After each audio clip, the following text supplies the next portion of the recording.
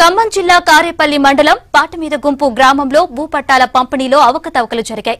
నకిలీ పట్టాలతో భూమి లేని వారు రైతు బంధు లబ్ధి పొందడంతో అసలైన లబ్ధిదారులు ఆందోళనకు దిగారు. దీంతో జాయింట్ కలెక్టర్ ఐటీడీఏ పీఓ గ్రామంలో పర్యటించి అక్రమాలను గుర్తించారు.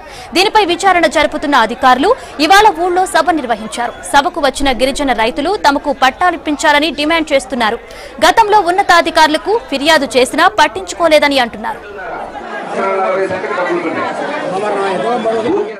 ఇది ఎంత అధ్వానంగా ఉందంటే పీఓ గారు విచారణ జరిపేటప్పుడు అంతకు ముందే ఫారెస్ట్ వాళ్ళు, రెవెన్యూ వాళ్ళు, అగ్రికల్చర్ వాళ్ళు ఎవరెవరు హక్కు పత్రాలు పొందారో ఒరిజినల్స్ తెప్పించాలి, అక్కడ పెట్టాలి. ఎవరెవరైతే రైతు బంధు పొందారో వాళ్ళ ఒరిజినల్స్ తెప్పించాలి. అసలు ఎవరైతే పొందలేదో వాళ్ళే తెప్పించాలి. అది ఏమి చేయకుండా పేర్లు చదువుతున్నారు. రైతుల మధ్య గొడవ జరుగుతూ ఉంది.